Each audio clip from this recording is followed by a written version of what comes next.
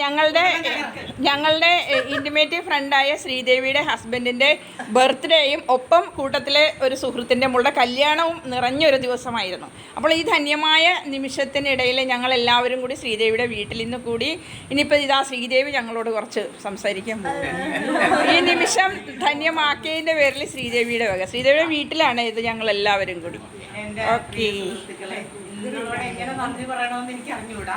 നന്ദി പറയാൻ വാക്കുകളില്ല. ശരിക്കും പറഞ്ഞു കഴിഞ്ഞാൽ ഞാൻ ഇതൊരു ഗിരിജ വിളിച്ചപ്പോൾ പറഞ്ഞ് ഹരിയുടെ കല്യാണത്തിന് പോകണം. അപ്പൊ ഗിരിജ ഞാനും ഹരിയുടെ കല്യാണത്തിന് പോകണം. അപ്പൊ ഞാനും വരുമ്പോ ഞാൻ ചേട്ടായിയുടെ ബർത്ത്ഡേ ആണെന്ന് അപ്പൊ അമ്പലത്തിൽ പോയിട്ട് വരുവുള്ളൂ എന്ന് പറഞ്ഞു. അപ്പൊ വേഗം ഗിരിജ അതുമേ കയറി പിടിച്ചു, ചേട്ടായിയുടെ ബർത്ത്ഡേ ആണോ ഇന്നോ?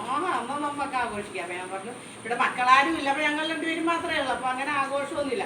ഗിരിജ അത് മുതലെടുത്തോണ്ട് എനിക്ക് വലിയൊരു കേക്ക് മേടിച്ച് ഞങ്ങൾക്ക് കൊണ്ട് തന്നു. അതിന് ഒത്തിരി അധികം ചേട്ടനും ഗിരിജയ്ക്ക് വളരെയധികം നന്ദി പറയാം. ചേട്ടായും കൂടെ അതോടൊപ്പം തന്നെ നമ്മുടെ കൂട്ടപ്പനായ ശശികലയും ഈ കാര്യങ്ങൾ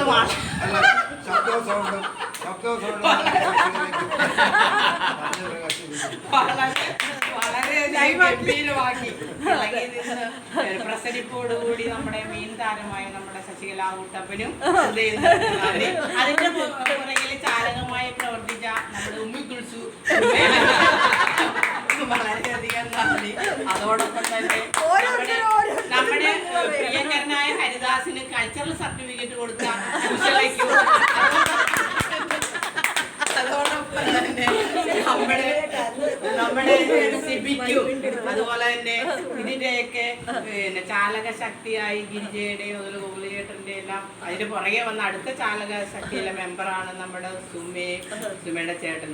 അതുപോലെ തന്നെ നമ്മുടെ കാലംകൊടയുമായിട്ട് വന്ന നമ്മുടെ അരവിന്ദാഷനും ആകെയല്ലേ ഒരെണ്ണേ ഉള്ളൂ.